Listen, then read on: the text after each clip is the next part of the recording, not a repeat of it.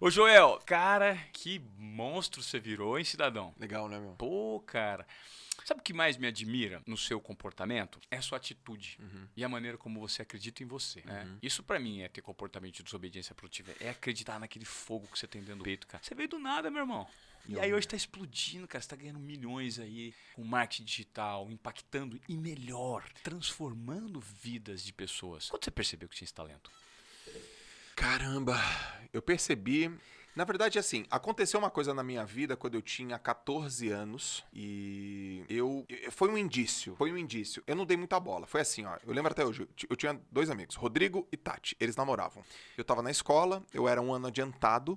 Então eu com 14 tava no primeiro colegial. Então eu estudava com os meninos de 15. Então eu era um moleque mais novo da turma e tal. E eu lembro até hoje, eu morava com os meus pais num apartamento que a gente cresceu super, assim, simples, né? Um apartamento de 50 metros quadrados. Morava uma família de 5 pessoas.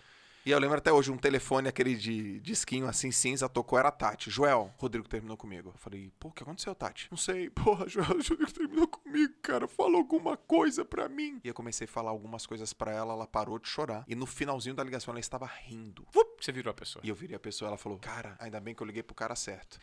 Aconteceu aquilo, mas eu me dei conta recentemente que eu já faço isso de uma maneira meio intuitiva, de uma maneira meio natural, faz tempo. Então quando o cara tava nadando, ele perdia uma competição, eu falei, cara, melhora a tua abraçada aí, meu, levanta o cotovelo, levanta o teu cotovelo. Ele levantava, putz, já melhorei. Eu falei, pô, cara, você tá desfocado, meu, vem pro treino, tá comendo tudo errado, por que você tá fazendo isso?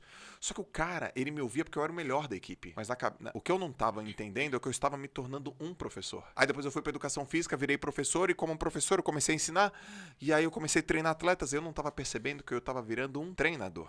Depois eu treinei vários atletas e eu não estava percebendo que eu estava me tornando um mentor. Então, foram vários momentos que eu fui percebendo. Mas se eu tiver que voltar, o primeiro grande momento que eu lembro foi o dia que eu atendi o telefone e era a Tati, cara. Muito interessante. Eu tinha 14 anos. E aí você percebeu que você tinha essas características, se apropriou delas. Demorou até você entrar nessa jornada e que de fato ela te mostrasse por meio de números que você estava no caminho certo? Rolou muita incerteza no caminho? Muita, muita. Do ponto de vista, eu quero viver disso pro resto da vida, foi com 20 anos que eu tive a certeza. Eu quero viver disso pro resto da vida.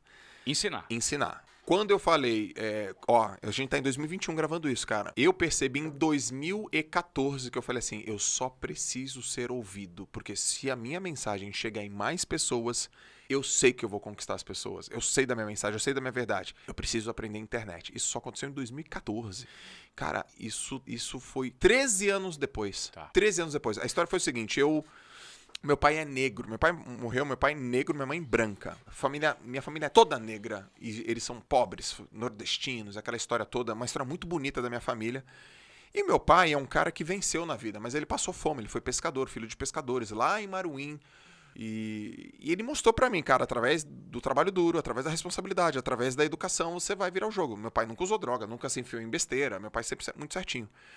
E eu cresci vendo meu pai estudando o movimento negro. Esse negrão, aquele negrão. Mas ele não era um defensor do negro contra o branco. Ele curtia os negros que faziam diferença na história. Ele não era um ativista, mas ele admirava o trabalho dos ativistas. Isso. Aí eu lembro que em São Paulo, não sei quanto tempo atrás, teve o primeiro prefeito negro que até morreu, foi o Celso Pitta. Celso Pitta. E aí eu lembro que ele teve um problema de corrupção. E aí meu pai falou assim, pô, meu, eu lembro até hoje, cara, eu era moleque. Ele falou, pô, já é difícil ter negro, cara. Aí entra um, aí faz besteira. Aí também o cara não quer ajuda também, né? Eu lembro disso até hoje, assim.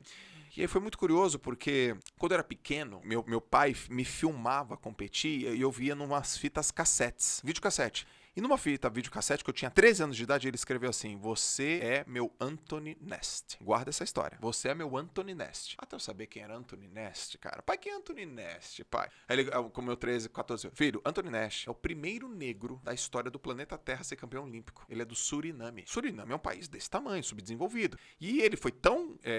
o feito dele foi tão impactante que ele virou moeda no Suriname. Então, pra mim, filho, você é o meu Anthony Nest. Que legal. Só que eu tinha 13. Aí tá bom, 14, 15, 16. 16, 17, entrei na faculdade. 18, 19, lá na faculdade eu queria só ir pra Olimpíada. Queria estudar, queria ir pra Olimpíada. E aí tinha que fazer o tal do TCC. Eu falei, puta, que TCC que eu vou fazer? Que TCC eu vou fazer? E aí eu fui nadar uma competição, Campeonato Paulista, eu nadei 50 metros borboleta e bati um recorde. Eu era júnior, eu bati um recorde que era melhor que todos os júnior, todos os sênior, melhor que todo mundo no meu estado. Foi um recorde incrível que eu fiz. E meu pai tava na competição, Ivan. Quando eu saio da piscina pra abraçar o meu pai, ele canta um negócio no meu ouvido, cara. Ele falou assim, filho, você não está apenas batendo recorde, você está quebrando barreiras porque dizem que negro não nada. Isso é muito poderoso. E aí eu fiz, é sobre isso que eu vou escrever no meu TCC. Olha que louco, velho. Meu pai cantou, eu tava molhado, eu tenho essa foto. Meu pai cantou um negócio no meu ouvido, eu falei, é sobre isso que eu vou falar no meu TCC. Por que não tem negro nadando? E aí eu comecei a escrever, cara, o meu TCC, que era no outro ano, e eu tinha uma certeza, cara, não tem negro nadando porque a densidade óssea do negro é maior, ele afunda. Não tem negro nadando porque a fibra muscular do negro é mais densa, ele afunda. Deixa eu pesquisar. E não encontrei nada na literatura. Zero. Me corrija se eu estiver errado. Em compensação, para esportes de arranque e explosividade, como por exemplo 100 metros, atletismo, existe uma vantagem muscular por conta da fibra? Existe também. Isso estava descrito na literatura. A outra não. Pô, o cara para explosão tem vantagem. O cara para natação tem desvantagem. Aí eu vejo uma pesquisa que escreve assim, então se o negro tem desvantagem para esportes de resistência, por exemplo, por que os quenianos são os melhores? Aí levantou essa pergunta. Eu não achei nada. O meu estudo, que era para ser fisiológico, de estudos fisiológicos, ele virou um estudo filosófico. Ele virou um estudo de questões históricas. Eu tive que navegar na história do Brasil. Comecei a estudar história. E aí eu chego na conclusão. Não é que não tem negro nadando. Não é que a natação não é para quem é negro. A natação é para quem não é pobre. Perfeito. Só que a maior parte dos pobres são negros. Mas também a Fórmula 1 não é para negro, é para pobre. O tênis também. E aí eu entro numa discussão absolutamente histórica e falo, cara, o problema aqui é porque não tem acesso. O negro na favela tem acesso ao futebol, a correr, por isso que ele se dá bem nisso. E aquilo foi muito louco. Beleza, guarda isso. Eu já te falei do Anthony Nash, já te falei dessa parada. Eu fui entrevistar, minha pesquisa foi qualitativa, então eu fui entrevistar a turma. Eu também não sabia que ali estava nascendo um pesquisador. Ali era só um ex-nadador, ali era um nadador querendo passar de ano na faculdade. E aí eu encontrei na década de 70 um cara chamado Mineiro, que era um cara que teve muitos bons resultados na natação. E eu sentei na frente dele e falei, Mineiro. Eu morava em Santos, eu vim aqui em São Paulo, falei, Mineiro. Ele era negro. Negro. E ganhava tudo. Na época do Romulo Arantes, ele era o principal adversário do Romulo Arantes. Pra quem não sabe, que foi ator da Globo, mas foi um baita de um nadador antes. E aí ele conta assim, Joel, a minha vida foi muito difícil, mas eu tive resultado porque eu nadei em clubes. Eu tive a oportunidade de estar entre os melhores. Eu tive oportunidade. Beleza, eu fiz a pesquisa, escrevi, e ele disse assim pra mim, no dia que você for apresentar, posso ir assistir? Falei, lógico, vai ser um privilégio. Ele desceu, assistiu. Foi uma apresentação que as pessoas choraram, Ivan. Choraram, meus pais choraram, tava lotado, assim, choraram. Eu não recebi uma pergunta da banca. A banca falou assim, sem pergunta, nota 10. Uau! Uau! Aí eu falei, pô, legal, tá bom. Aí fui, aquele negócio todo. Aí deu uns meses, eu tava nadando uma prova, e aí eu nadei os 100 metros nado livre, Campeonato Paulista Internacional, terminei a prova, pá, bati na parede, olhei, pum, tô na final, saí da piscina molhado, 2 negrões no deck da piscina de terno. Você é o Joel Moraes? Eu sou. Muito bem. O que aconteceu? Ele, cara, você sabia que o seu TCC foi o primeiro TCC desse assunto no país? Não. Nós queríamos te convidar pra Semana da Consciência Negra que a gente vai fazer na Câmara Municipal de São Paulo. Você topa palestrar e falar do seu TCC? Vai o Éder Joffre, não, Éder Joffre não, outro pugilista, esqueci. Vai o primeiro pugilista medalhista, vai a primeira corredora, não sei o quê, vai o Edivaldo Valério Negro, primeiro negro medalhista, você quer ir falar? Eu falei, eu? Lógico, quero. Aí fui. Cheguei lá, umas 500 pessoas, Ivan. Adivinha quem os caras trouxeram pra palestrar junto comigo? Dá uma dica. Eu já falei lá no começo, falei, guarda essa história. Os caras, o Mineiro não foi, o seu pai? Quase. Mais ainda, porrada. Tem a ver com meu pai. Ai, cara. Eu falei, guarda essa história. Eu não sei se... Você falou que seu pai era pescador. Quem os caras trouxeram também pra palestrar na semana no movimento de consciência negra. Ai, cara. Alguém da sua família? Não. Não foi alguém da sua família? Anthony Nest. Mentira. Os caras trouxeram o Anthony Nest. Passou pela minha cabeça falar o Anthony Nest, mas eu falei assim, não pode ser. Você não me falou, guarda essa história. Eu falei, mentira. Os caras trouxeram o Anthony Nest.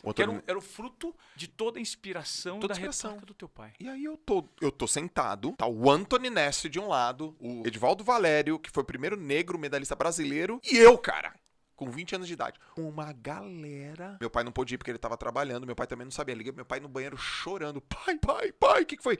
Anthony Nest está aqui dele, eu não acredito. Aí meu pai fala assim, já posso morrer feliz. Olha que louco isso, meu pai. Tipo assim, ele fala assim, eu sou maior do que os meus sonhos. É legal, cara. É animal, né? Legal. Ivan, tinha uma galera na plateia. Eu não conhecia ninguém da plateia, eu só conhecia uma pessoa, meu irmão. Meu irmão tinha uns 15 anos. Eu olho pro meu irmão naquele mundaréu, o meu irmão tá com os olhos igual tá o teu agora. Porque quando eu vi... O Joel, ele tem tem uma manha que é o seguinte, eu falo sobre comunicação. Poucas pessoas do mundo do marketing digital têm um estilo de comunicação tão apurado quanto o seu, né? A gente estava falando sobre isso. Sim. E por quê? Porque você fala de forma verdadeira, né? Você fala com a linguagem do coração. E isso, de fato, impacta. Então, a gente se emociona, porque eu já tô dentro da tua história. Então, contar essas histórias é muito rico, né? Depois a gente volta a falar sobre isso. Continua. E é muito bom poder lembrar. Eu tô à vontade também pra falar aqui pra você. Claro. E eu tô lá, cara, com 20 anos de idade, cheio de dúvida, velho. Como que vai ser meu futuro? Sei lá, mano. Eu olho, tinha uns 500 meninos assim, e o meu irmão. Eu olho pro meu irmão tá chorando, cara. E aí eu falo, é isso que eu quero. Eu quero ensinar. No púlpito, gaguejando, morrendo de medo, morrendo de vergonha, me sentindo muito abaixo, me sentindo despreparado, me sentindo um peixe fora d'água.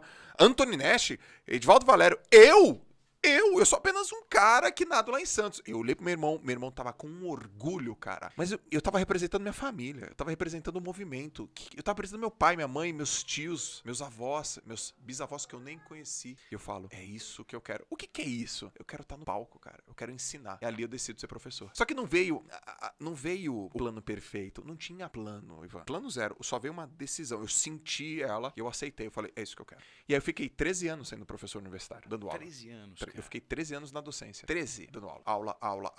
O que a aula deu? A aula me deu cancha, me deu fala, me deu traquejo, me deu ritmo. Se eu desse uma aula ruim, o moleque, professor, não tô entendendo nada que você tá falando aí, pô. Professor, eu não entendi nada. Como que eu aplico isso pra minha vida? Eu tinha que mudar. Eu tava cansado, eu tinha que mudar. Faltava luz, eu tinha que dar aula. O projetor desligava, eu tinha que aprender a ir pra lousa. A caneta falhava, eu tinha que... Galera, olha pra mim. Eu aprendi a dar aula. Eu aprendi a penetrar nos caras. Eu aprendi. Só que chegou um momento que eu falei, cara, isso aqui é muito mais do que educação física. Eu preciso que essa mensagem chegue em mais pessoas. Isso levou... Foi, cara, 2013, cara. Cara, 2013 eu tinha 32 anos. Eu tenho 40 anos.